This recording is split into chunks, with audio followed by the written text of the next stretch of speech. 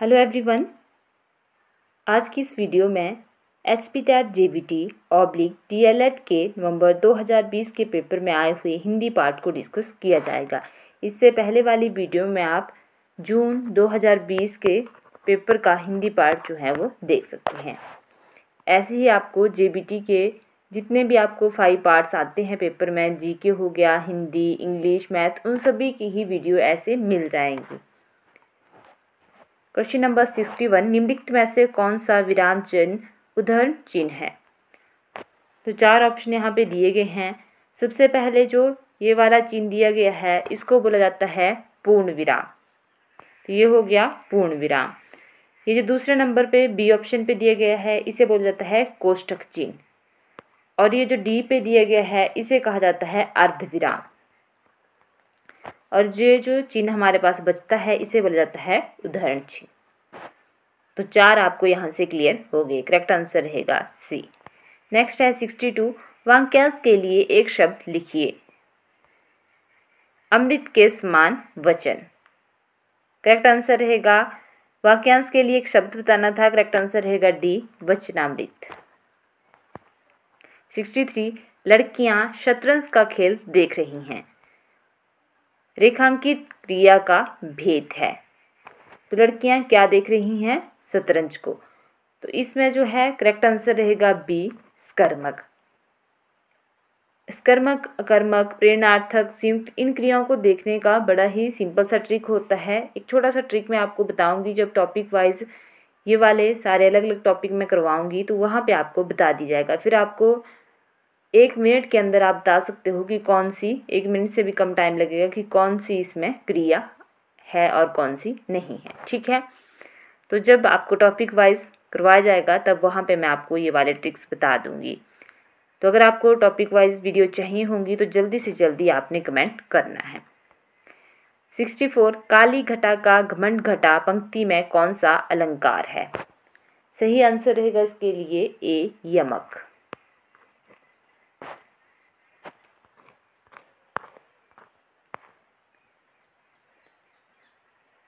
बंधु गुरु पद पदुम परागा, सुरुचि सुवास सरस अनुरागा। उपर्युक्त पंक्तियों में कौन सा छंद प्रयुक्त हुआ है? सही आंसर रहेगा इसके लिए ऑप्शन बी, चौपाई। 66, अरे तुम आगे वाक्य में कौन सा कारक प्रयुक्त हुआ है? अरे, तो आपको पता है ये वाला आता है संबोधन कारक का ये चिन्ह है। पूरा ही मैं आपको बता देती हूँ। 8 हमारे पास कारक होते हैं और 8 ही उनके कारक चिन्ह होते हैं। तो कर्ता ने, कर्म को, करण से के द्वारा, संप्रदान को के लिए, अपादान से जुदाई, संबंध का के की, रा रे री, ना ने नी, अधिकरण में पर, संबोधन हे, अरे, ओ, ए। तो संबोधन में आते हैं हमारे पास चिन्ह हे, अरे, हो, ए। तो करेक्ट आंसर रहेगा इसके लिए सी, ये होगा संबोधन। 67, अंदर छूत नहीं बाहर दूर दूर लोकोक्ति का अर्थ है। करेक्ट आंसर रहेगा बी, मन में कुछ बाहर कुछ। 68, कविता हमारे परिपूर्ण क्षणों की वाणी है, किसके मतानुसार है? सही आंसर रहेगा इसके लिए बी, सुमित्रानंदन पंत। सुमित्रानंदन पंत इसके लिए सही आंसर रहेगा। 69, लाख का घर राख होना मुहावरे का अर्थ है। करेक्ट आंसर रहेगा धनी का निर्धन हो जाना। ये ऐसे सिंपल से मुहावरे ही JBT में डालते हैं, जो अगर आपको नहीं भी आते होंगे, आपने पहले नहीं पढ़ा होगा, तो जिस तरह से इन्होंने ऑप्शन दिए होते हैं वहाँ से ही निकालने में बिल्कुल आसानी होती है। पता चल जाता है किसका सही आंसर जो है वो कौन सा होगा। नेक्स्ट है, वह पढ़ता तो पास हो जाता वाक्य में कौन सा कारक है? इसके लिए सही आंसर रहेगा हेतु, हेतु मत भूत। एक तो यहाँ भूतकाल का वाक्य है, हेतु हेतु मद भूतकाल वाक्य क्या होता है, इसमें पता क्या होता है, एक काम का एक तो हेतु हेतु मद वर्तमान में भी मिलेगा आपको, भूतकाल में भी मिलेगा और भविष्य में भी मिलेगा। तीनों में ही क्या होता है कि किसी क्रिया के जिस रूप से यह पता चले कि बीते हुए समय में किसी कार्य का होना या नहीं होना किसी दूसरी क्रिया के होने या ना होने पर निर्भर करता है। सिंपल बात में अगर मैं बोलूं तो इसमें क्या होता है कि एक क्रिया का होना ना होना दूसरी क्रिया के होने ना होने पे निर्भर करता है। जैसे कि देखो यहाँ पे भी दो क्रिया हैं कि वह पढ़ता तो पास हो जाता, मतलब एक काम का होना ना होना किसी दूसरे काम के होने ना होने पे डिपेंड करता है। तो एक तो यहाँ पे लिखा है कि वह पढ़ता तो पास हो जाता। पहली बात, अगर कोई व्यक्ति है जैसे अगर वो टाइम का पढ़ लिया होता तो वो पास हो जाता जब रिजल्ट आता, ठीक है। तो यहाँ पे दिया गया है कि वह पढ़ता तो पास हो जाता, मतलब वो पढ़ा ही नहीं, इसका मतलब वो फेल हो गया है। अगर वो पढ़ता तब पास होता जा करके। तो एक तो इससे ही पता चल रहा है कि ये चीज़ जो है हमारे पास ये घटना घट चुकी है, तो घट चुकी है मतलब ये भूतकाल में जा रहा है, ठीक है। अगर भविष्य का होता तो ऐसा आता कि अगर वह पढ़ेगा तो पास हो जाएगा, ठीक है, तो वो भविष्य होता तो उसको बोलते हेतु हेतु मत भविष्य। ऐसे ही वर्तमान का होता, अगर वर्तमान टाइम में पूछा होता तो फिर वो होता हेतु हेतु मद वर्तमान। तो ये था भूतकाल का। और सीधे याद रखना है कि हेतु हेतु मद जो हमारे पास वाक्य होता है उसमें होता क्या है कि किसी एक काम का होना ना होना दूसरे काम पे होने ना होने पे डिपेंड करता है। जैसे कि यहाँ एक काम हो गया कि अगर वह पढ़ता, दूसरा होता पास हो जाता, ठीक है। तो ये दो अलग अलग काम हो गए, तो एक काम का होना ना होना दूसरे पे होने ना होने पे डिपेंड करता है, ठीक है। तो यहीं से पता चल जाता है कि ये हेतु हेतु मद है, ठीक है। वाक्य हमारे पास आगे वर्तमान भूतकाल भविष्य का है, उसका आइडिया लग जाता है कि अगर हो चुका है तो भूतकाल का, अगर हो रहा है तो वर्तमान का, अगर होगा भविष्य में तो फिर भविष्य का होगा वो वाक्य। तो यहाँ से पता चल जाता है और ये सबसे आसान होता है हेतु हेतु मद वाला वाक्य देखने में। बाकी अपूर्ण असन्या ये आपको दिए गए हैं, इनको आप फिर भी ढूंढने में थोड़े कंफ्यूज हो सकते हो। और हेतु हेतु मद ऐसा वाक्य है, इसको चाहे किसी भी काल का हो, वर्तमान का हो, भूतकाल का हो, भविष्य का हो, एकदम आप इसे पहचान सकते हो कि कौन सा यहाँ पे पूछा गया है। नेक्स्ट है 71, नीलकंठ शब्द में कौन सा समास है। तो नीलकंठ आपको पता है कि किन्हें कहा जाता है, तो करेक्ट आंसर रहेगा डी बहुव्रीहि, जहाँ पे अर्थात किसी का आंसर जो है हमारे पास मिल जाता है। 72, तुलसीदास द्वारा रचित रामचरितमानस को किस भाषा में लिखा गया है।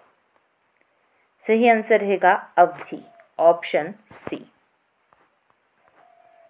नेक्स्ट है वह कौन सा वाचन है जो गद्य में तो प्रयुक्त होता है परंतु पद में नहीं। तो ऐसा वाचन है हमारे पास ऑप्शन ए मौन। मौन वाचन जो है वो गद्य में तो प्रयुक्त होता है परंतु पद में नहीं। 74, किस विधि में पहले उदाहरण और बाद में परिभाषा दी जाती है। तो हमारे पास आगमन विधि ऐसी विधि होती है जिसमें पहले उदाहरण दिया जाता है और बाद में जो है वो परिभाषा दी जाती है, ऑप्शन डी। नेक्स्ट पूछा गया है कि ये दो कौन से व्यंजन हैं। तो ये दोनों को जो है वो उत्क्षिप्त व्यंजन कहा जाता है। ये वाला क्वेश्चन जेबीटी में और अदर कॉम्पिटिटिव एग्जाम में भी मैक्सिमम टाइम जो है वो पूछा जाता है।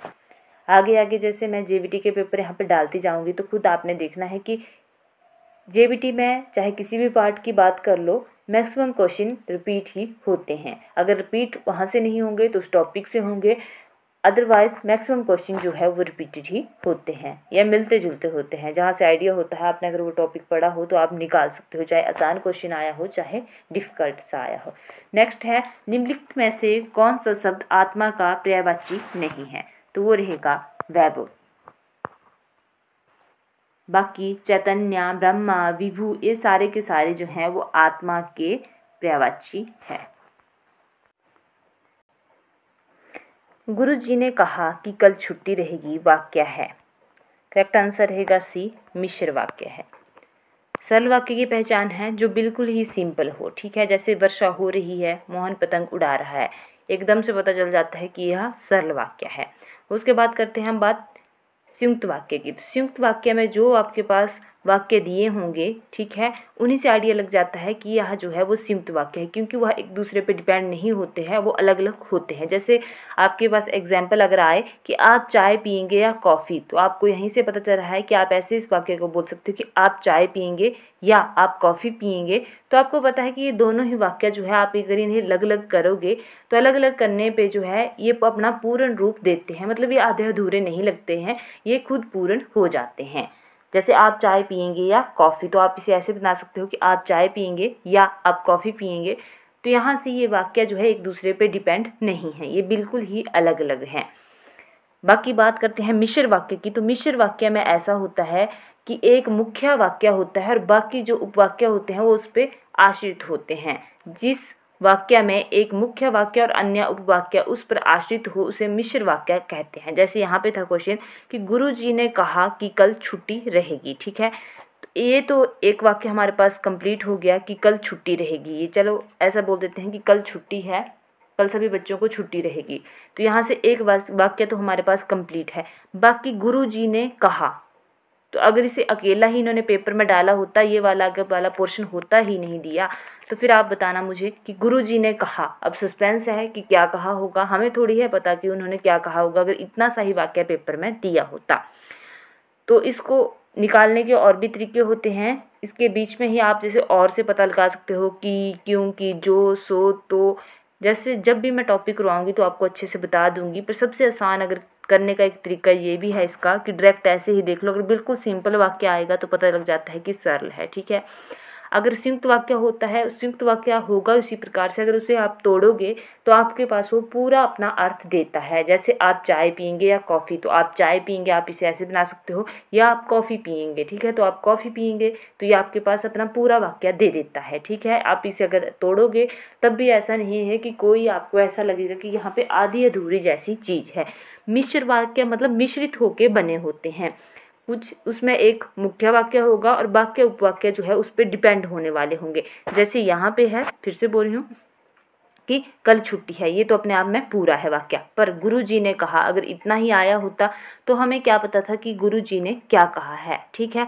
तो इसका मतलब है कि ये वाला वाक्य जो है, ये उपवाक्य इस वाक्य पे डिपेंड करता है हमारे पास। तो गुरुजी ने कहा कि कल छुट्टी रहेगी, तो अब ये पूरा वाक्य हमारे पास बना है। तो ये मिश्रित होके हुआ है, क्योंकि अगर हम इसे तोड़ेंगे, अलग अलग करेंगे, तो एक तो अपना पूरा अर्थ हमें दे देता है कि कल छुट्टी रहेगी, परंतु गुरुजी ने कहा तो ये अपना कोई अर्थ नहीं देता है, कुछ भी कह सकते हैं ना गुरुजी, तो फिर ये खुद में क्या है, एक मिश्रित वाक्य है, तो ये इंडिपेंडेंट नहीं हो सकता। बाकी दूसरा वाक्य जो है ये खुद अपने आप पूर्ण रूप दे देता है अपना। बाकी प्रश्नवाचक में तो प्रश्न किया जाता है। नेक्स्ट है कि आजकल हरिश्चंद्र भला कहाँ मिलेंगे। तो राजा हरिश्चंद्र को आप सभी जानते होंगे, जो कि अपने सत्य तथा दानवीरता के लिए प्रसिद्ध थे। बहुत ज़्यादा दानी राजा थे ये, सत्य बोलने के लिए फेमस थे। तो आजकल हरिश्चंद्र भला कहाँ मिलेगा, ऐसा तो नहीं लिखा है, ना लिखा है आजकल हरिश्चंद्र भला कहाँ मिलेंगे, मतलब ऐसे सच्चे और दानवीर लोग आजकल कहाँ मिलेंगे। तो ये क्या कर रहा है, एक पूरी जाति को संबोधित कर रहा है। इस टाइप के जितने भी लोग होंगे उनकी पूरी जाति को संबोधित कर रहा है। तो करेक्ट आंसर क्या रहेगा इसमें, ऑप्शन रहेगा सी, जातिवाचक। नेक्स्ट है जिसकी लाठी उसकी भैंस, वाक्य में कौन सा सर्वनाम प्रयुक्त हुआ है। तो सर्वनाम के जो हैं वो 6 भेद होते हैं, ठीक है, 6 टाइप होते हैं इसके, जिनमें आता है पुरुषवाचक, निजवाचक, निश्चयवाचक, अनिश्चयवाचक, प्रश्नवाचक और संबंधवाचक। तो जो संबंधवाचक सर्वनाम होता है, जिस सर्वनाम का प्रयोग किसी शब्द या वाक्य का किसी अन्य शब्द या वाक्य से संबंध बताने के लिए किया जाता है। इसमें क्या है, जो है वो एक वाक्य का किसी दूसरे वाक्य के साथ जो है, या किसी दूसरे एक शब्द का दूसरे शब्द के साथ जो है वो संबंध बताया जाता है। तो इसकी पहचान करने का तरीका है कि जो सो, जिसका उसका, जिसकी उसकी, जहाँ वहाँ, जैसे भी ऐसे वाक्य आपको दिखते हैं वो होते हैं संबंधवाचक सर्वनाम के। और इसमें सबसे बड़ी बात ये होती है कि इसमें क्या है, शब्दों या शब्दों का या फिर वाक्यों का आपस में क्या होता है, संबंध है। तो जिसकी लाठी, तो जिसकी लाठी ये हुआ उसकी ही भैंस, ठीक है। तो इन दोनों शब्दों में, इन दोनों वाक्यों में क्या है, आपस में क्या दिख रहा है, हमें संबंध दिख रहा है कि दोनों का आपस में क्या है, संबंध है।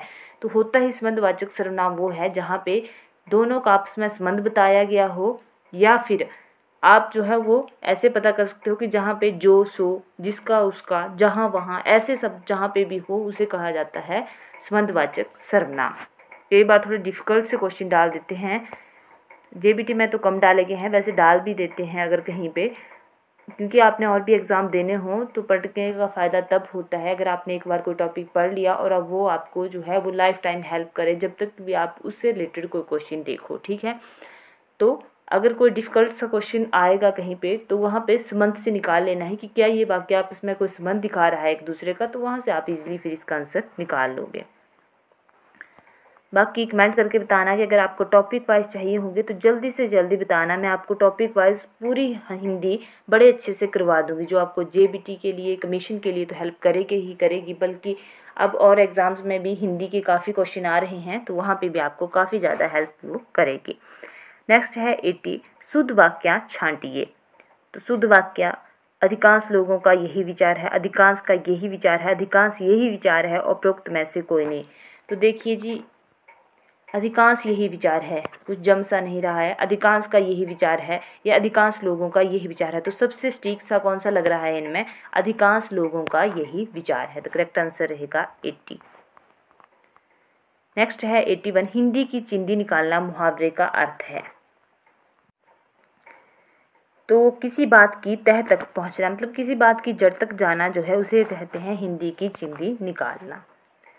जेबीटी में फिर से बोल रही हूँ, क्वेश्चन रिपीट होते हैं, पुराने पेपरों का क्वेश्चन कर लेना आपने, क्योंकि यहाँ से अगर कुछ क्वेश्चन रिपीट होंगे तो आपको ही हेल्प रहेगी। 82, हे भगवान रक्षा करो, वाक्य में कौन सा कारक प्रयुक्त हुआ है। अभी मैंने आपको बोला कि जो संबंध कारक होता है उसमें क्या होता है, उसमें आते हैं हे, अरे, ओ, ए। तो अरे पीछे आया था तो वहाँ पे भी हमने बताया कि कौन सा है, संबोधन। तो यहाँ पे आया हे, तो हे भी किस में आता है, संबोधन में ही।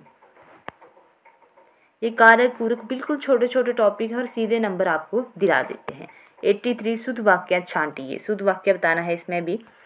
तो सबसे अच्छा देखना आपको कौन सा लगेगा, पढ़ के ही पता चल जाता है। राम थक कर अपने उसके घर में सो गया, उसके घर में थक कर राम सो गया, थक कर राम उसके घर में सो गया, उपरोक्त में से कोई नहीं। तो सही, सबसे सही स्टिक सा इसमें जो लग रहा है सबसे सही, बचपन से हम हिंदी पढ़ते आते हैं तो यही पता चल जाता है कि राम थक कर उसके घर में सो गया। वैसे तो शुद्ध वाक्य छांटना भी एक टॉपिक है, पर बचपन से हमने हिंदी पढ़ी होती है तो इतना तो हम इजीली कर लेते हैं कि इनमें से सही कौन सा होगा, क्योंकि सबसे स्टिक सा जो हमें बोलने में यहाँ पे लग रहा है वो यही लग रहा है, राम थक कर उसके घर में सो गया। 84, आप चाय पियेंगे या कॉफ़ी वाक्य है, फिर से वही टॉपिक आ गया, सरल संयुक्त वाक्य वाला। और शायद क्या मैंने यही उदाहरण आपको एग्जाम्पल दिया था संयुक्त वाक्य में। तो सरल, संयुक्त, मिश्र, इनमें से कोई नहीं। तो इसका सही आंसर जो है वो संयुक्त है।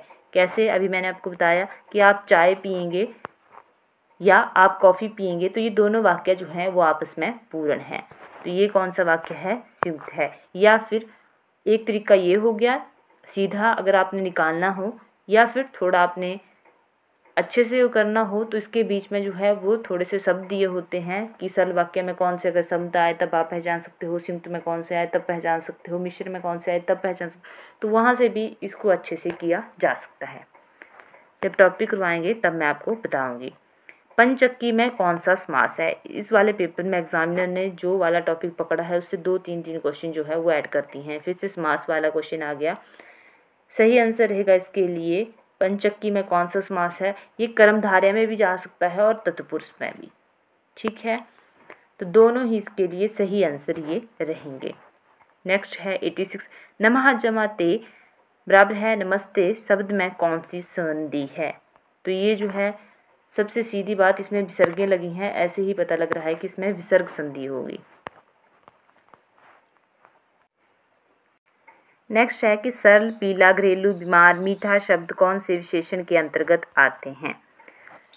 तो कल ही मैंने आपको बताया था कि नाप तोल की बात होती तो परिमाणवाचक होना था, कोई संख्या होती 2 3 4 5 ऐसा तो संख्यावाचक होना था, सार्वनामिक संकेतिक निर्देशवाचक तीनों इसी के नाम है अगर किसी की तरफ कोई संकेत होता। ठीक है, अब बचता है हमारे पास गुणवाचक सर्वनाम। तो इसका सही आंसर क्या होगा? गुणवाचक विशेषण, सॉरी सर्वनाम नहीं, सॉरी विशेषण।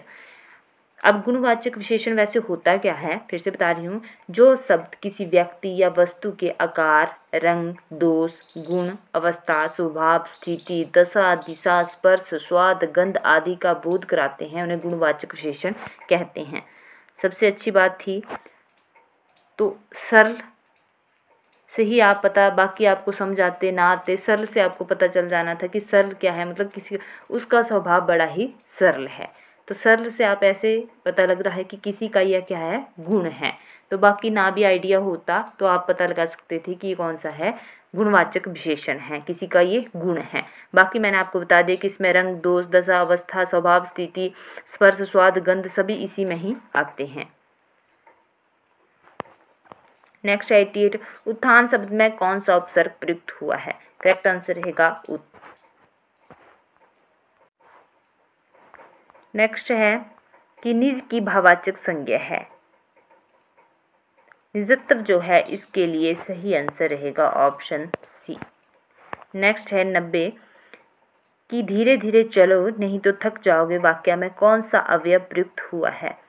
सही आंसर रहेगा रीतिवाचक क्रिया विशेषण। इस वाले टॉपिक का कालवाचक, रीतिवाचक, स्थानवाचक, परिमाणवाचक, ये वाला टॉपिक जो है वो कई बार से पेपरों में क्वेश्चन आए हुए हैं और ये करने में सबसे आसान टॉपिक है। इसका इतना आसान ट्रिक है कि एक बार अगर आप उसे पढ़ लोगे, ठीक है, उस ट्रिक को ही पढ़ने में आपको 1 मिनट लगेगा। उसके बाद जब याद कर लोगे तो आप देखते ही पहचान सकते हो कि इस क्वेश्चन में कौन सा अवयव जो है वो लगा हुआ है। ठीक है, अगर आपको हिंदी की trick wise, topic wise video चाहिए होंगी तो जल्दी से जल्दी आपने कमेंट करना है, तो मैं टॉपिक वाइज फिर वीडियोस लेकर के आऊँगी। होगा तभी अगर आप लोग कमेंट्स करोगे। वीडियो अच्छी लगे तो वीडियो को लाइक करना, शेयर करना, चैनल को सब्सक्राइब करना ना भूलना। थैंक